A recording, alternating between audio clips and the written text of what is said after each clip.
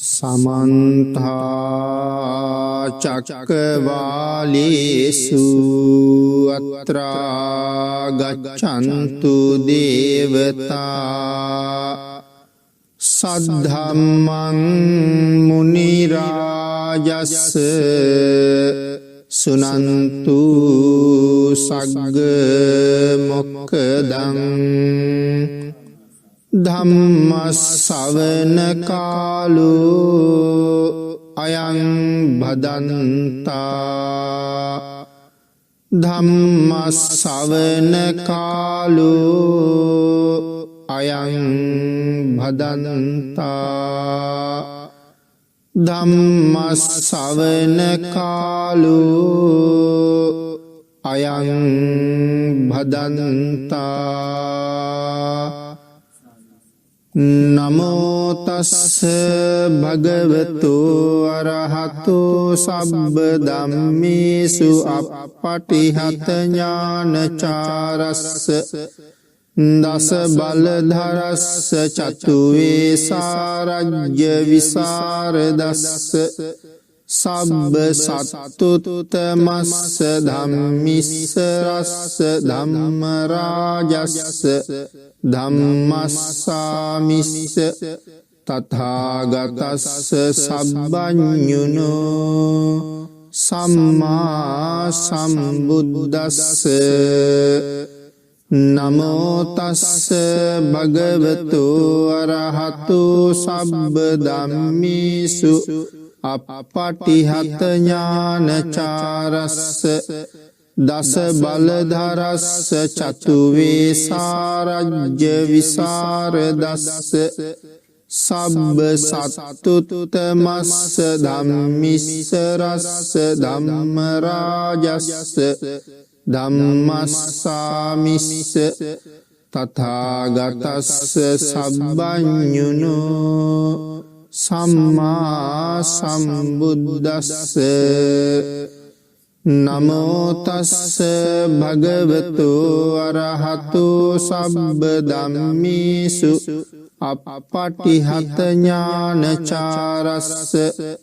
दस बलधरस्स चतुवेशारज्य विशारदस्स सब्ब सत्तुत्तमस्स धम्मिस्सरस्स धम्मराजस्स धम्मस्सामिस्स तथागतस्स सब्बञ्युनो सम्मा सम्बुद्धस्स साधु साधु साधु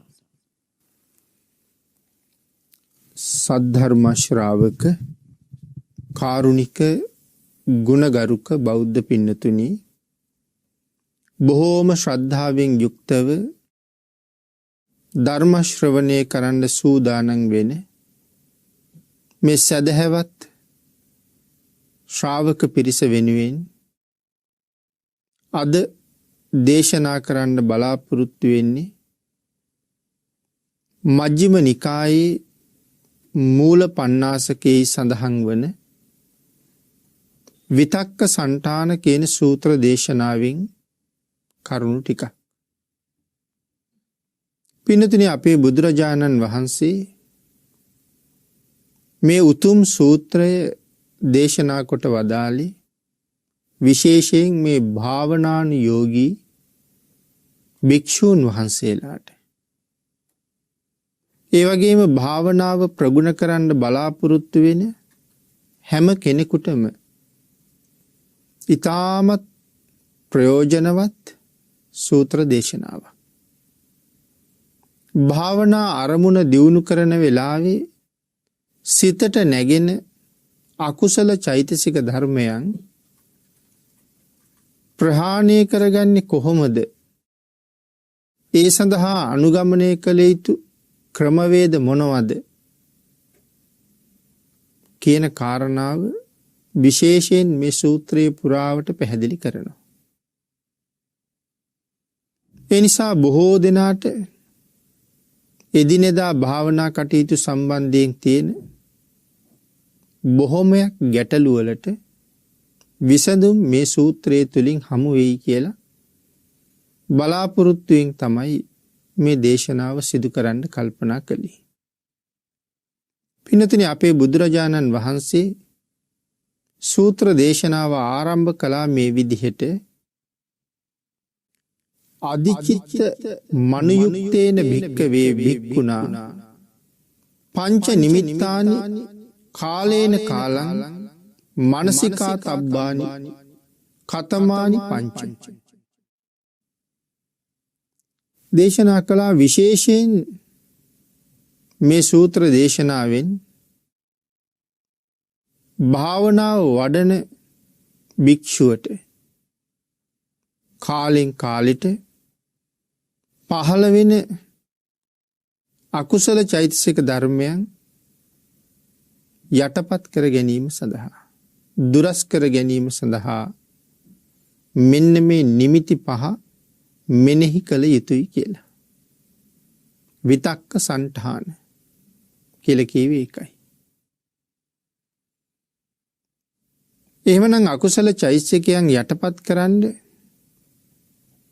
නිමිති පහක් මේ සූත්‍ර දේශනාව තුළ පැහැදිලි කරලා තියෙනවා. අපි ක්‍රමානුකූලව සූත්‍රයත් අට කතාවත් එකතු කරගෙන මේ සූත්‍ර දේශනාව සාකච්ඡා කරමු. නිමිති පහ විශේෂයෙන් විස්තර කරමි. යම් භික්ෂුවකට යම් නිමිත්තක් මෙනෙහි කරද්දී රාගය, ද්වේෂය, මෝහය කියන මේ පෞකාර අකුසල ධර්ම මෙනෙහි වෙනවා නම් ඒ භික්ෂුව විසින් මෙනෙහි කරන නිමිත්තෙන් බැහැරව කුසලය සහිත වෙන නිමිත්තක් මෙනෙහි කළ යුතුයි කියලා පැහැදිලි කරනවා.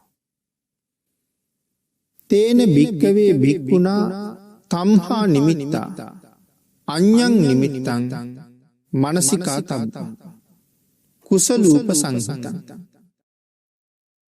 පින්නතුනි අපේ අට කතාවේ වෙනම මේ ගැන විස්තර කරලා තියෙනවා. එම විතර්කය ඡන්දය සහිතද? පින්නතුනි විතර ඡන්දය සහිතද කියලා කිව්වේ රාගය සහිතද කියන කාරණාව. ඡන්දය කියලා කිව්වෙත් රාගය කියලා කිව්වෙත් එකම කාරණාවක් සඳහා. ද්වේෂය සහිතද මෝහය සහිතද? ඒට පිළියම් වශයෙන් මේ විදිහට මෙනෙහි කරන්න කියලා කියනවා. කොයි විදිහට මෙනෙහි කරන්නද? අපි ඒ කාරණාව ඉදිරියට සාකච්ඡා කරමු. ඒ විතක්ක සන්ඨාන නිමිති පහ ගැනයි සඳහන් කරන්නේ. එහෙම මෙනෙහි කරාම එම නිමිති ප්‍රහාණය වෙනවා කියලා සඳහන් කරනවා. අකුසල චෛතසිකයන් ප්‍රහාණය වෙනවා කියලා සඳහන් කරනවා. ඒ අකුසල චෛතසිකයන් ප්‍රහාණය වුණාම තේසං පහානාය අජ්ජත්තමේව චිත්තං සන්තිට්ඨති. පින්නතුනි ඒ නිමිති ප්‍රහාණය වුණාම අභ්‍යන්තරයේ සිත හිට ගන්නවා. පින්නතුනි තිට්ඨති කියලා කියන්නේ හිට ගන්නවා. නමුත් මෙතන සඳහන් කළේ අජ්ජත්තමේව චිත්තං සන්තිට්ඨති කියලා. සන්තිට්ඨති කියලා කියන්නේ මනාව හිට ගන්නවා කියන එකයි.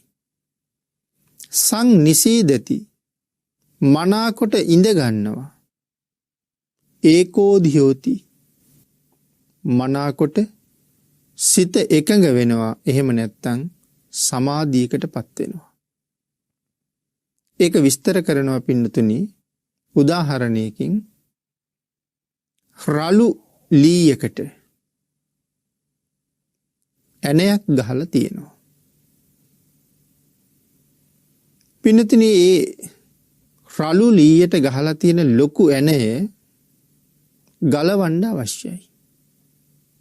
ඒ නිසා කුඩා ඇණයක් අරගෙන ලොකු ඇණේ වටේටම තට්ටු කර කර ලොකු ඇණේ ටික ටික ඔසවනවා, බුරුල් කරනවා.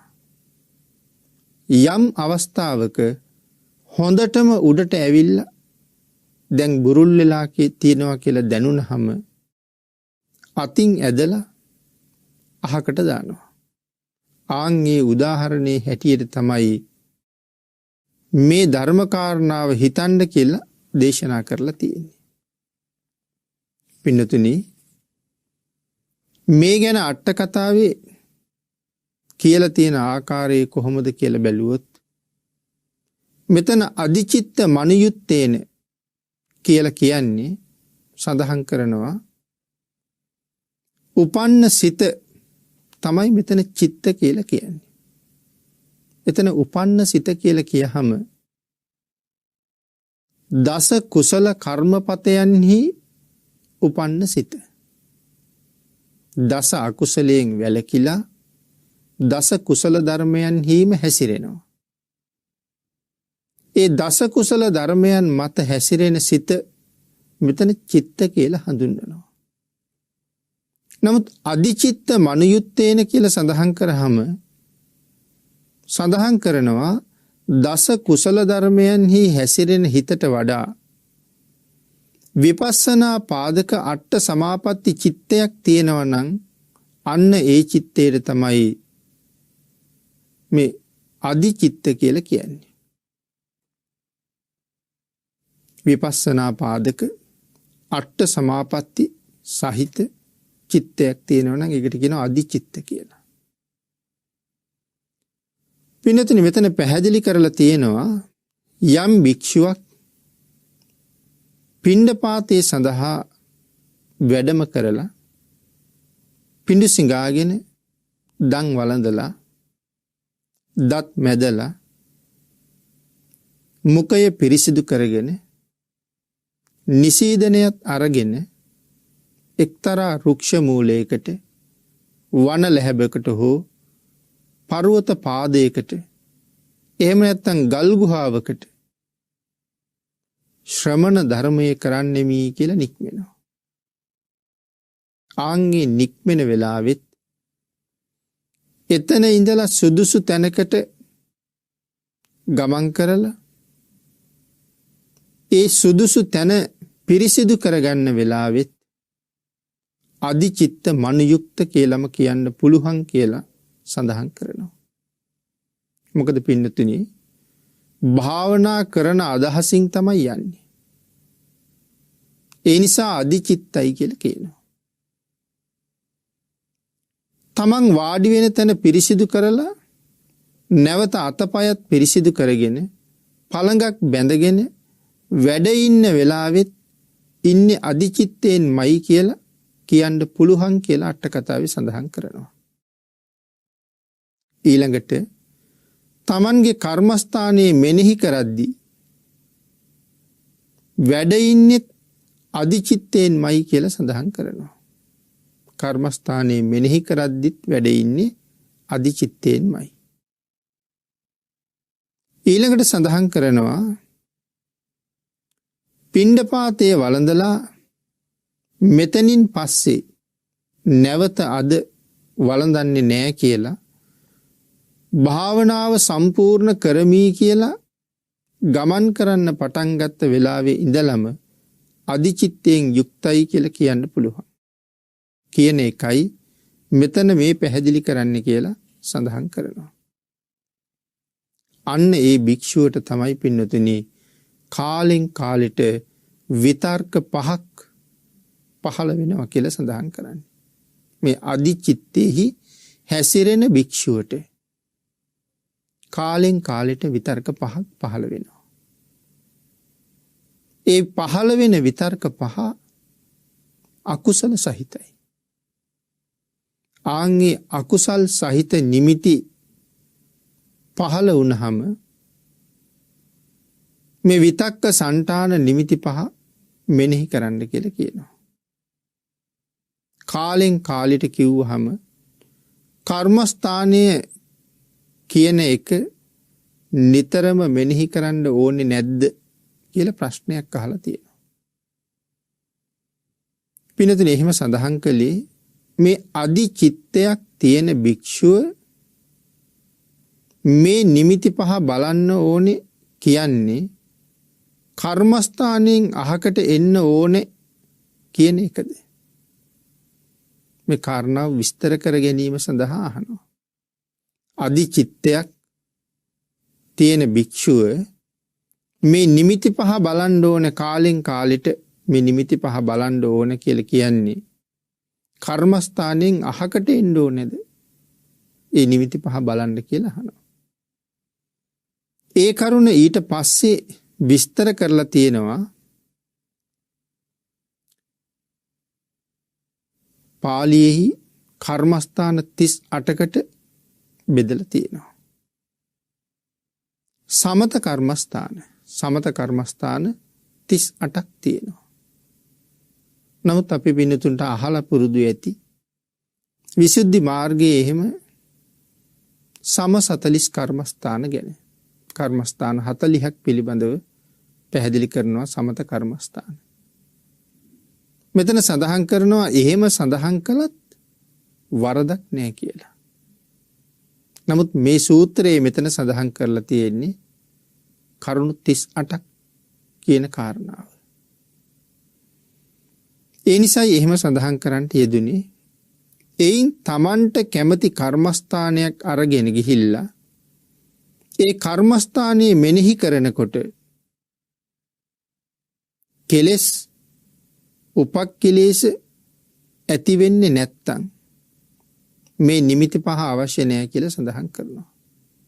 පින්තුනි, තමන් භාවනාවට යොදාගත් කර්මස්ථානයේ අරගෙන භාවනාවට වාඩි වෙලා භාවනාවේ යෙදෙන වෙලාවේ මෙන්න මේ අකුසල චෛතසිකයන් හිතට එන්නේ නැත්තම් මේ විතක්ක සන්තාන සූත්‍රයේ සඳහන් කරන නිමිති පහ මෙනෙහි කරන්න අවශ්‍යතාවයක් නැහැ.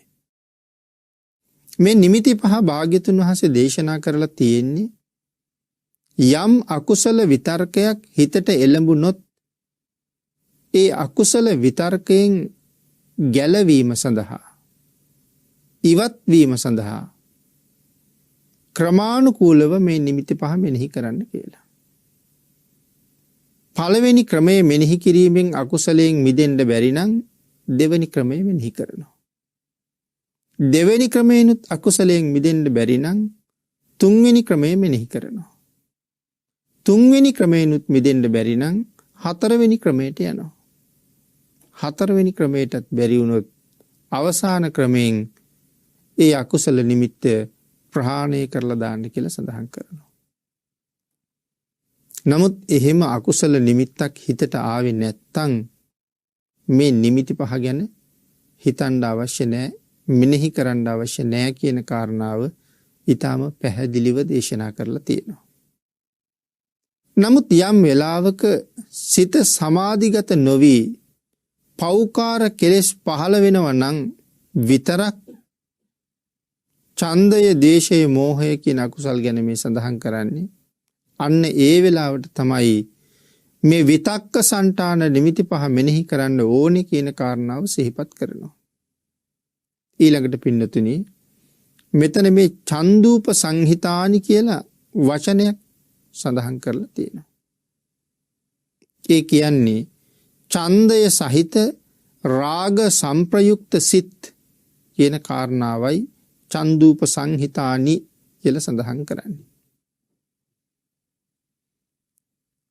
පින්නතුනි, මේ විතර්ක තුනේ ශේෂ්ත්‍රයයි අරමුණයි විශේෂයෙන් දැනගෙන තියෙන්න ඕනේ. මොන විතර්ක තුනේද? රාගයයි, ද්වේෂයයි, මෝහයයි. මේ විතර්ක තුනේ ශේෂ්ත්‍රය මොකක්ද?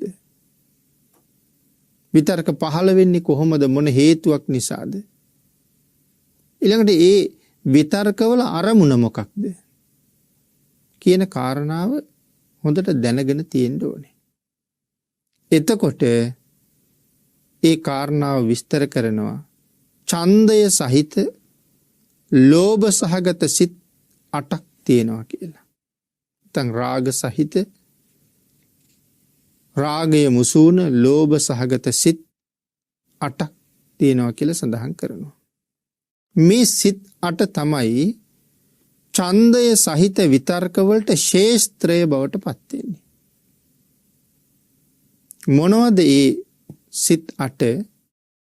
සෝමනස්ස සහගත, දිට්ඨිගත, සංප්‍රයුක්ත, අසංකාරික සිත. සෝමනස්ස සහගත, දිට්ඨිගත, සංප්‍රයුක්ත, සසංකාරික සිත. තුන්වෙනි සිත සෝමනස්ස සහගත, දිට්ඨිගත, විප්පයුක්ත, අසංකාරික සිත. සෝමනස්ස සහගත, දිට්ඨිගත, විප්පයුක්ත, සසංකාරික සිත. පස්වෙනි සිත උපේක්ඛා සහගත, දිට්ඨිගත, සංප්‍රයුක්ත, අසංකාරික සිත. උපේක්ඛා සහගත, දිට්ඨිගත, සංපයුක්ත, සසංකාරික සිත. උපේක්ඛා සහගත, දිට්ඨිගත, විප්පයුක්ත, අසංකාරික සිත. උපේක්ඛා සහගත, දිට්ඨිගත, විප්පයුක්ත, සසංකාරික සිත. මේ ආදි වශයෙන් සිත් 8ක් ඡන්දය සම්බන්ධයෙන් අභිධර්මයේ පැහැදිලි කරලා තියෙනවා. පින්නතුනි, මේ සිත් පිළිබඳව තව විශේෂ කරුණු කාරණා අභිධර්මයේ හදාරන කෙනෙකුට දැනගන්න පුළුවන්. ද්වේෂයේ සහිත සිත, ඒ සිත් වලට ශේෂ්ත්‍රය කියලා කියන්නේ දෝමනස්ස සහගත සිත් 2. ඡන්දයේ සහිත සිත් වලට සිත් 8ක් පිළිබඳව පැහැදිලි කළා. එහෙනම් ද්වේෂයේ සහිත සිත් වලට ශේෂ්ත්‍රය කියලා කියන්නේ දෝමනස්ස සහගත සිත් 2. ඒ කියන්නේ දෝමනස්ස සහගත, පටිඝ සංපයුක්ත, අසංකාරික සිත. දෝමනස්ස සහගත, පටිඝ සංපයුක්ත, සසංකාරික සිත. ප්‍රාණඝාතය, අදත්තාදානය, පරුස වචනය, මුසාවාදය, පිසුණු වචනය, සම්පප්‍රලාපය, ව්‍යාපාදය යන අකුසල කර්මපත 7 සිදු කිරීම වශයෙන් ද්වේෂ මූලික සිත් උපදිනවා කියලා සඳහන් කරනවා. මුලින් සිහිපත් කළා අකුසල කර්මපත 7ක්. ආන්ගේ කර්මපත 7 සම්බන්ධයෙන් මේ ද්වේෂ මූලික සිත් උපදිනවා කියලා සඳහන් කරනවා. ඊළඟට පින්නතුනි, මව්පියන්, දූදරුවෝ, හිතවත් ආදීන්ගේ මළගයක් වගේ වුණහම වෙනත් අලාභයක් වුණ අවස්ථාවකවත් පැහැදිලි කරන්නේ මළගෙදරක් වුණහම, එහෙම නැත්නම් අපිට තවත් පාඩුවක් වෙච්ච අවස්ථාවක, ඒ වගේම Taman අතින් ලොකු වැරද්දක් සිදු වුණු වෙලාවක දුක් වීම වශයෙන් උපදින්නේ ද්වේෂ මූලික සිතයි කියලා සඳහන් කරනවා. පින්නතුනි, යම් තැනක අපේ හිතේ දුක හට ගන්නවා නම්, ඒකයි මේ සඳහන් කරන්නේ. දුක හට ගන්නවා නම් එතන තියෙනවා ද්වේෂයක්. ඒ කියන්නේ දුක කියන කාරණාවත් එක්ක ද්වේෂය මුසු වෙලයි තියෙන්නේ. ඒක ඊට සියුම් විදිහට තියෙන්නේ. මෙතන ද්වේෂයක් තියෙනවා කියලා අපිට ඒ තරම් කල්පනාවක් නැහැ. හිත දියුණු නැති නිසා. අපිට දැනෙන්නේ දුක නිසා අඬනවා කියලා. දුක නිසා වැළපෙනවා කියලා. දුක නිසාම කල්පනා කරනවා කියලා. ඒ යට ද්වේෂයක් තියෙන නිසායි මෙතන සඳහන් කරලා තියෙන්නේ දුක් වීම වශයෙන් උපදින්නේ ද්වේෂ මූලික සිතමයි කියලා. ඊළඟට පින්නතේ තමන්ට වඩා හොඳට ආහාර අනුභව කරන, අඳින පළඳින, රත වාහන භාවිතා කරන, පාවිච්චි කරන, හොඳ ගෙවල් දොරවල් වල වාසය කරන, ගරු බුහුමන් ලබන අය දැක්කහම ඊර්ෂියා සහගත ද්වේෂ මූලික සිත ඇති වෙනවා. ඊර්ෂියාවක් ඇති වෙනවා. අන්‍යයන්ගේ සැපය අන්‍යයන්ගේ සතුට ගැන දැකලා සතුටු වෙන අය ලෝකෙ හුඟ අඩුයි. ඊර්ෂියාව මුල් කරගත්ත ද්වේෂ සිතක් තමයි ඇති වෙන්නේ. නිතරම අනුන්ගේ අගුණ කියමින් අගුණ සිතමින් ඉන්න අයට එක දිනකට බොහෝ වාර ගානක් ද්වේෂ සිත් උපදිනවා. සමහර අය අනුන්ගේ ගුණයක් දකින්න කැමැත්තක්ම නැහැ. කොයිතරම් හොඳට ජීවත් වෙන පුද්ගලයෙක්ගේ නමුත් ඊතා සුළු අඩුපාඩුව තමයි කතා කරන්න ලෑස්ති වෙන්නේ. ගුණ 1000ක් විතර තියෙනවා. වැරදි එක දෙකක් තියෙනවා. අර දහසක් පමණ වූ ගුණය ගැන කතා නොකර එකක් දෙකක් සුළු ප්‍රමාණයක් වෙච්ච දුර්වලතාවයේ අගුණය ගැන සාකච්ඡා කරන්න තමයි බොහෝ වෙලාවට කැමති. අන්න ඒ පුද්ගලයා නිතර ද්වේෂය උපදවමින්ම තමයි ඉන්නේ. ඒ නිසා සඳහන් කරනවා දිනකට බොහෝ දේශසිත උපද්දවනවා කියලා. මේ ආදී වශයෙන් ද්වේෂය උපදින තවත් අවස්ථා බොහෝ ප්‍රමාණයක් සඳහන් කරලා තියෙනවා. ඊළඟට පින්නතේ සඳහන් කරනවා මෝහය සහිත සිතට ශේස්ත්‍රය වෙන්නේ අකුසල සිත් 12 කියලා සඳහන් කරනවා. මෝහය උපදින අකුසල් සිත් 12ක් පිළිබඳව අභිධර්මයේ සඳහන් කරනවා. ඒ අකුසල් සිත් 12 ගැනයි මෙතන සිහිපත් කරන්නේ. උපේක්ෂා සහගත විතිකිච්ඡා සංප්‍රයුක්ත සිත, උපේක්ඛා සහගත ඖදත්‍ය සංප්‍රයුක්ත සිත. මේ මූලික සිත් දෙක පමණක් නොවේයි කියලා සඳහන් කරනවා. තවත් සිත් මේ සඳහා උපදින බවයි සිහිපත් කරන්නේ. ඊළඟට පින්නතුනි මෝහය සහිත සිතට හේතු වෙන මේ අකුසල සිත් 12 මෝහයේ ශේස්ත්‍රය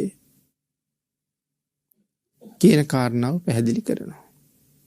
එහෙනම් ලෝභ සහගත සිත් වලට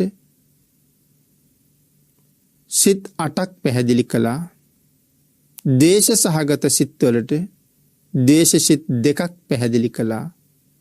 මෝහ සහගත සිත් වලට අකුසල සිත් 12ක් තියෙන බව සිහිපත් කළා. ආරම්මණය කියලා වචනයක් මෙතන සඳහන් කරනවා. ඒ වචනේ තේරුම විටක සත්වයා තවත් විටක සංස්කාර අරමුණු වෙන්න පුළුවන්.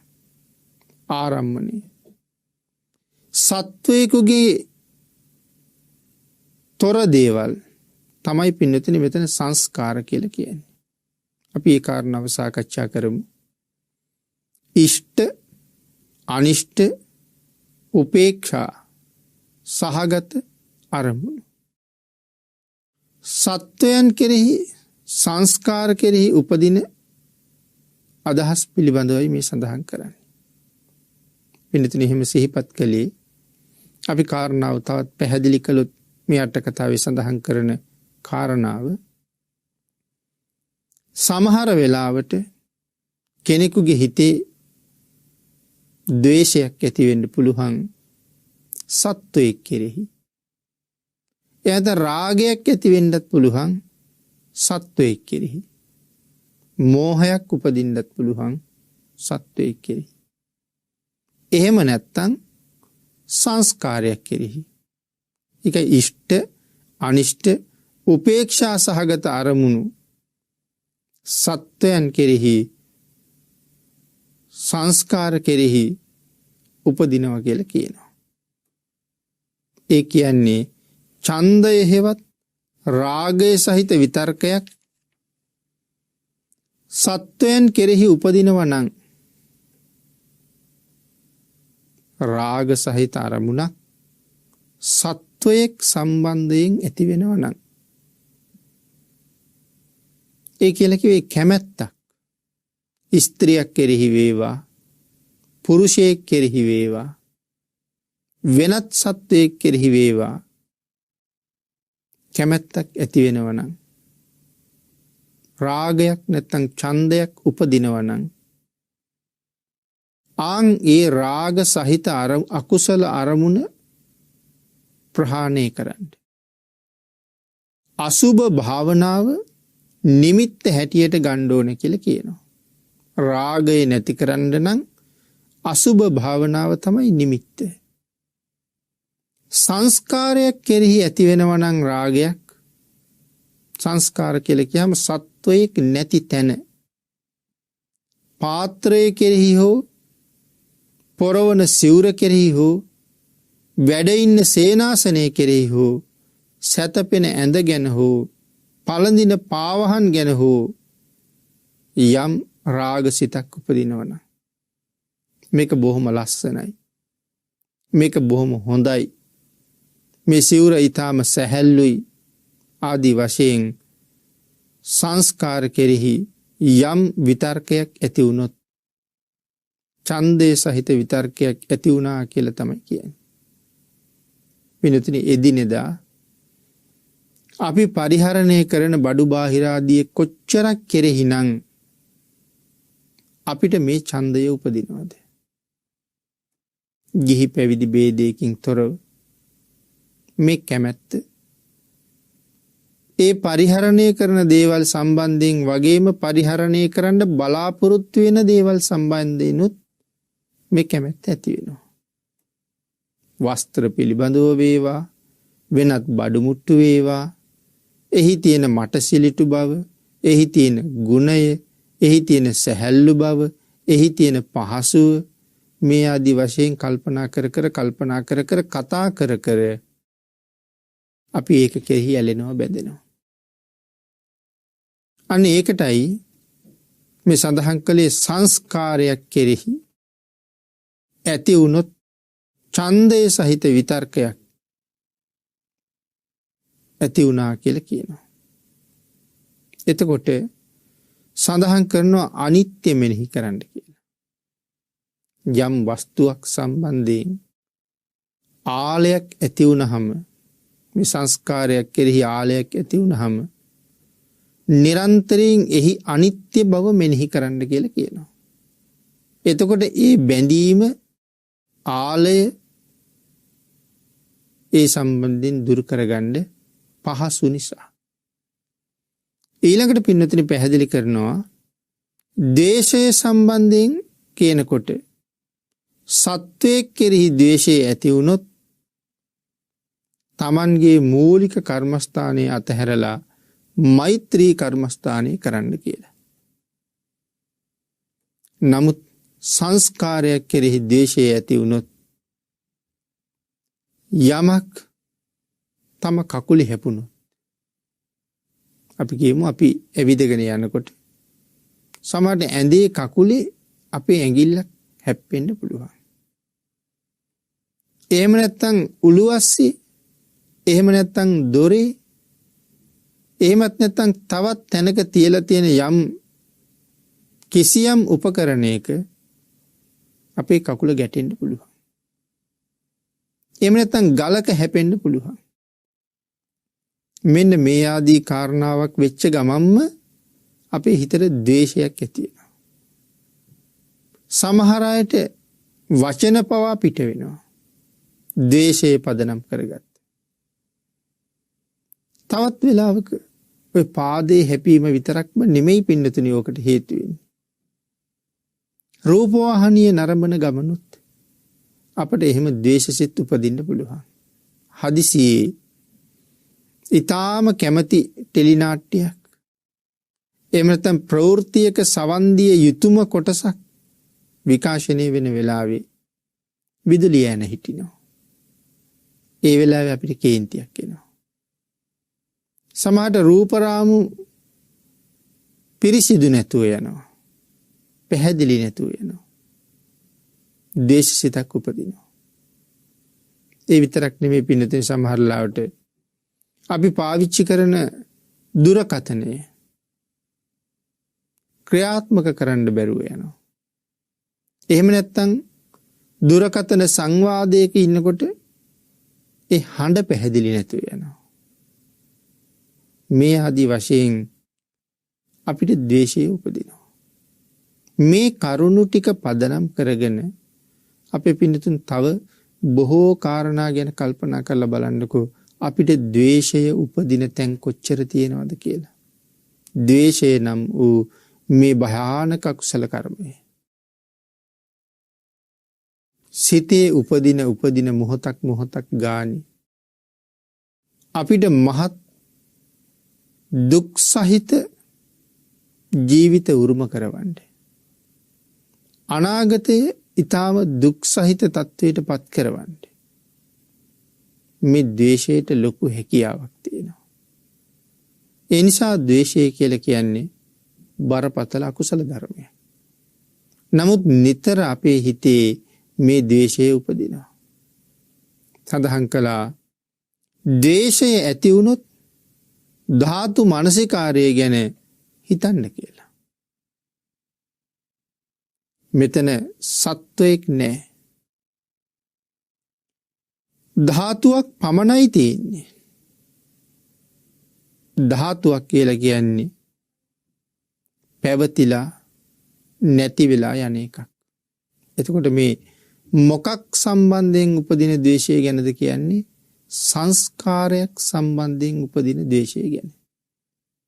සංස්කාරයක් සම්බන්ධයෙන් ද්වේෂයක් ඉපදුනොත් ධාතු මනසිකාරය වඩන්න කියලා කියනවා. නමුත් සත්වයේ කෙරෙහි ද්වේෂය ඉපදුනොත් මෛත්‍රී කර්මස්ථානයේ වඩන්න කියන කාරණාව අපි මුලින් සිහිපත් කරන්න යෙදුණා. ඊළඟට පින්නතුනි මේ සංස්කාරයක් කෙරෙහි ඇතිවෙන ද්වේෂය ගැන සිහිපත් කරන්න කියනවා. ස්ථීර නැති එකක්. මේ වස්තුව ස්ථීර නැති එකක්. නිරන්තරයෙන් අනිත්‍ය ස්වභාවයට ගමන් කරන දෙයක්. ද්වේෂය නැති කරගන්න ඕනේ. මේ ස්ථීර නැති අනිත්‍ය කරා මොහොතින් මොහොත ගමන් කරන වස්තුවක් සම්බන්ධයෙන් ද්වේෂයක් මගේ හිතේ ඇති කරගෙන මමගේ සසරගත ජීවිතයේ බොහෝ අනතුරට දාගන්නවා. අනතුරක හෙළනවා. ඒ කාරණාව සිහියෙන් කල්පනා කරලා මේ ඇතිවෙන ද්වේෂසිත යටපත් කරගන්න කියලා සඳහන් කරනවා. ඊළඟට කියනවා මෝහය ඇති වුනහම ධර්මතා පහක යෙදෙන්න ඕනේ කියලා. උපදින මෝහය නැති කරගන්න ධර්මතා පහක් පාවිච්චි කරන්න කියලා සඳහන් කරනවා. පින්නතුනි ඒ කාරණාව නැවත විස්තර කරනවා. මොහුගේ හෝ ඇයගේ හෝ අතපය නියපොතු කෙස් ලොම් මුහුණ ආදිය ලස්සනයි කියලා හිතුනොත් එහිම අසුභය මෙනෙහි කරන්න කියලා. පිළිතුරු මෝහය. අපි යම් පුද්ගලයෙක් දිහා බලලා ස්ත්‍රියක් වේවා පුරුෂයෙක් වේවා ඒ අයගේ රුව ගුණ ගැන කතා කරනවා. තවත් කෙනෙක් සමග තමන්ගේ හිත ඇදිලා බැඳිලා ගියපු කෙනාගේ රුව ගුණ විස්තර කරනවා. කෙස් වලට කැමති, දත් වලට කැමති, ඇස් වලට කැමති, නියපොතු වලට කැමති, ඒවා පිහිටලා තියෙන ආකාරය පිළිබඳව, ඒ වගේ පෙනුමේ ස්වභාවය පිළිබඳව විස්තර කර මේ දේවල් සම්බන්ධයෙන් බැඳෙනවා.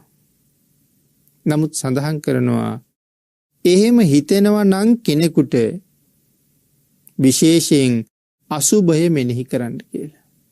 මේ මෝහ සහගත අරමුණෙන් එළියට යන්න. මේ මුලා වුණ බවෙන් එළියට යන්න. අසුභය මෙනෙහි කරන්න. ඒක තමයි මෝහය මඩින්න තියෙන කාරණා පහේ පළවෙනි කාරණාව.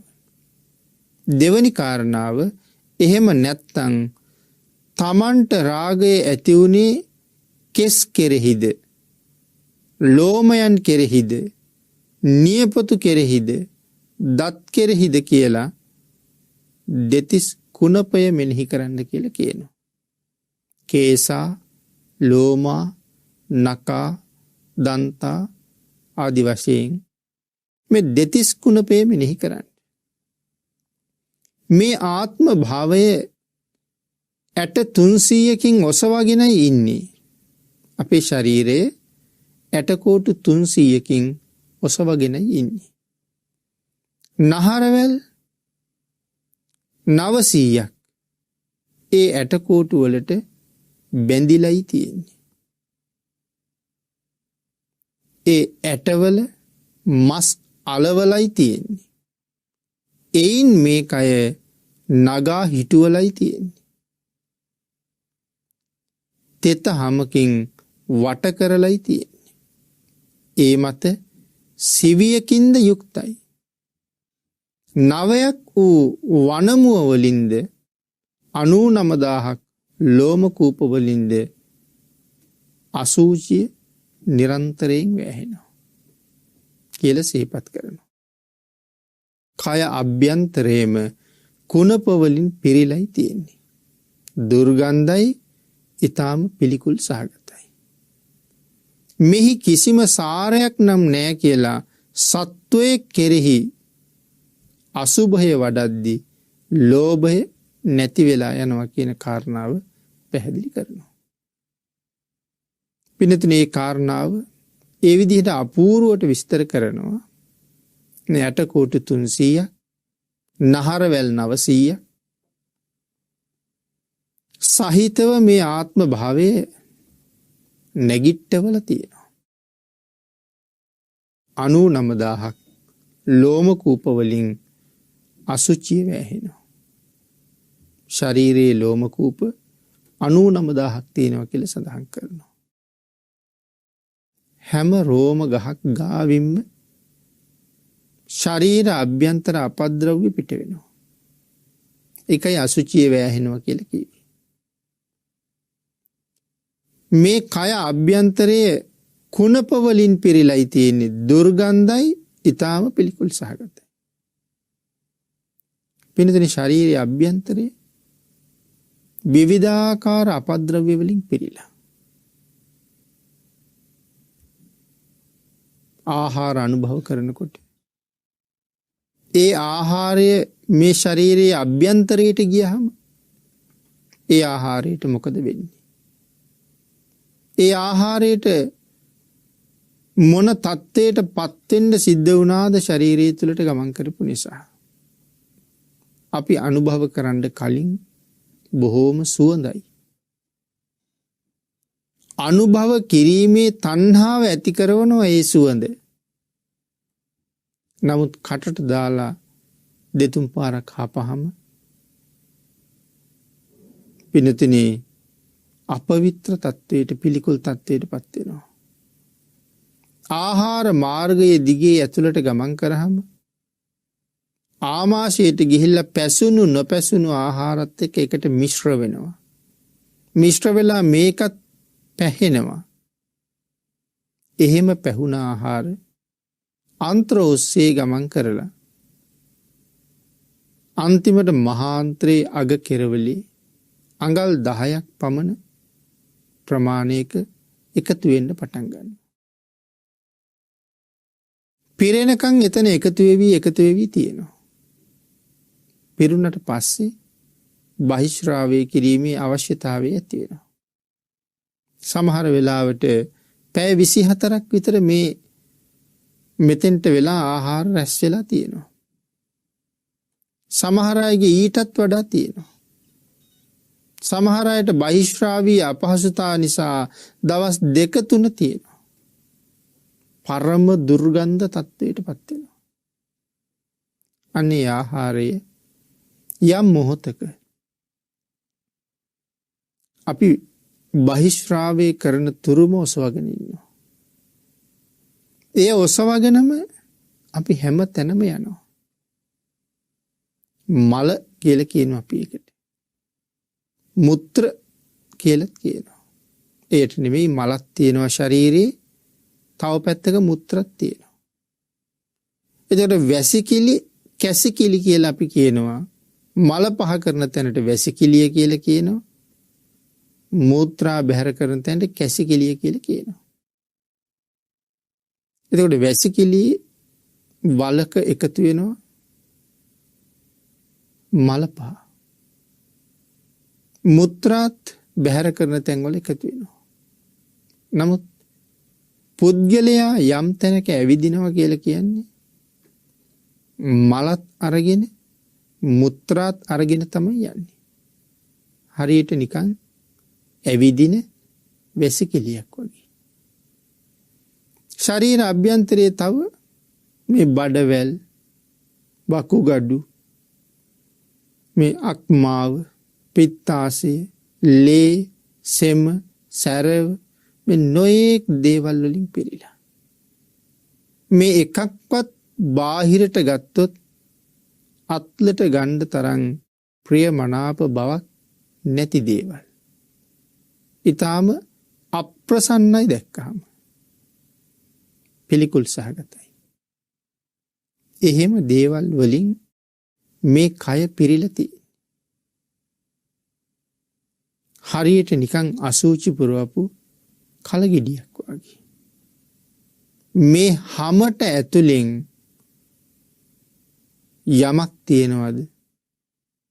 ඒ කිසි දෙයකට පින්නතුනේ අපි කැමති නැහැ.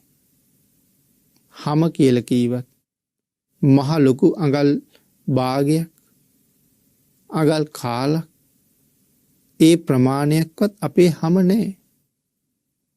යන්තම් නූලක් කමාරක් පමණ තියෙන හැම. එයින් අභ්‍යන්තරයේ තියෙන කිසිම දෙයකට අපේ කැමැත්තක් නැහැ. නමුත් මේ ඇටකෝටු 300කින් නගා හිටවලා තියෙන ශරීරය, නහරවැල් 900කින් ඇටවලට බැඳිලා තියෙන මේ ශරීරය තෙත සහිත අමු හැමකින් වහලා තියෙනවා. මේ පිටපැත්තේ තියෙන හැම දිහා බලාගෙන සුබයි සැපයි කියලා අපි කතා කරනවා. අභ්‍යන්තරේ නම් සුබයි කියන්න සැපයි කියන්න කිසි දෙයක් තිබුණේ නැහැ. මෝහය ආන් එහෙම මේ ශරීරය ගැන හිතලා ඇති වෙන්න තියෙන මෝහය, ඇති වෙලා තියෙන මෝහය, මේ කයට තියෙන රැවටීම නැති කරගන්න උත්සාහ කරන්න කියලා සිහිපත් කරනවා.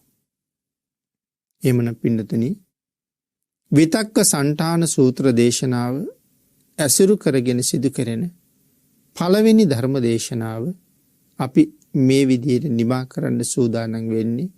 සූත්‍රයත් අට කතාවත් දෙකම සම්බන්ධ කරගෙන මේ දේශනාව සිදු කරන නිසා සමහර ධර්ම කාරණා එකවරක් ඇහුවහම වැටහෙන්නේ නැති වෙන්නත් පුළුවන්. නමුත් දෙතුන් වතාව දේශනාව ශ්‍රවණය කරනකොට ඔබට ඒ කාරණාව හොඳට තේරුම් ගන්න පුළුවන් වෙයි කියලා හිතනවා. භාවනානුයෝගීව සසර මඟ කෙරවල කරගන්න උත්සාහ දරන සත්පුරුෂයන්ට බොහෝසේ ප්‍රයෝජනවත් වෙන අනික් හැම කෙනෙකුටමත් අකුසල කර්මයෙන් වෙන් වෙලා කුසල කර්මය උපද්දවා ගන්න බොහෝසේ උපකාර වෙන මේ උතුම් සූත්‍ර දේශනාව ලෝක සත්වයාගේ යහපත වෙනුවෙන් දේශනා කරවන්න ධර්ම දේශනාවේ දායකත්වයේ දරන්නේ ටෙනිසන් සේනානායක, යමුනා සේනානායක කියන මහත්මීන් දෙපළ විසින්. උතුම් අරමුණු කීපයක් සිහිපත් කරනවා. සැප්තැම්බර් 11 වෙනි දිනට උපන් දිනේ සමරන ටෙනිසන් සේනානායක තාත්තාටත් මාර්තු මාස 28 වෙනි දිනට 24 වෙනි උපන් දිනේ සමරන හර්ෂද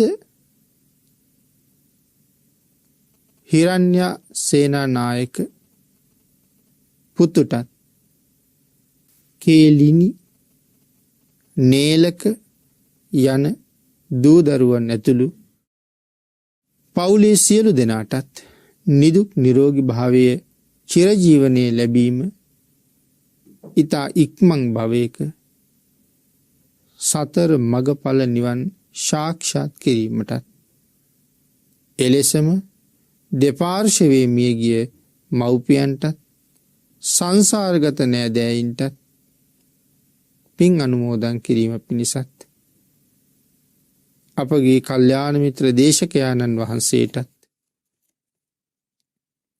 ලෝකවාසී මහා සංඝරුවනටත් අනන්ත වූ රත්නත්‍රයේ ආශිර්වාදයේ ලැබීම සඳහාත් උතුම් ආර්ය මාර්ගයේ පූර්ණේ කර අමා මහ නිවනින් සැනසීම පිණිසත් මේ කුසල් හේතු වාසනා වේවා කියලා ප්‍රාර්ථනා කරනවා. ටෙනිසන් සේනානායක යමුනා සේනානායක යන මහත්ම මහත්මීන් ප්‍රධානව දූ දරුවන් විසින් පින් අනුමෝදන් කළ සියලු දෙනාටම පින් අනුමෝදන් වේවා. ආශිර්වාද කළ සියලු දෙනාටම රත්නත්‍රයේ ආශිර්වාදයෙන් නිදුක් නිරෝගී භාවයේ චිරජීවනයේ උදා වේවා. ඊ타ම ඉක්මන් භවයක ඊ타මත්ම කෙටි කාලයකින් සැප සහිත ප්‍රතිපදාවෙන් උතුම් චතුරාර්ය සත්‍ය ධර්මය අවබෝධ කර ගැනීම සඳහා සියලු දෙනාටම මේ පුණ්‍ය ධර්මයන් හේතු වාසනා වේවා කියලා ප්‍රාර්ථනා කරමු.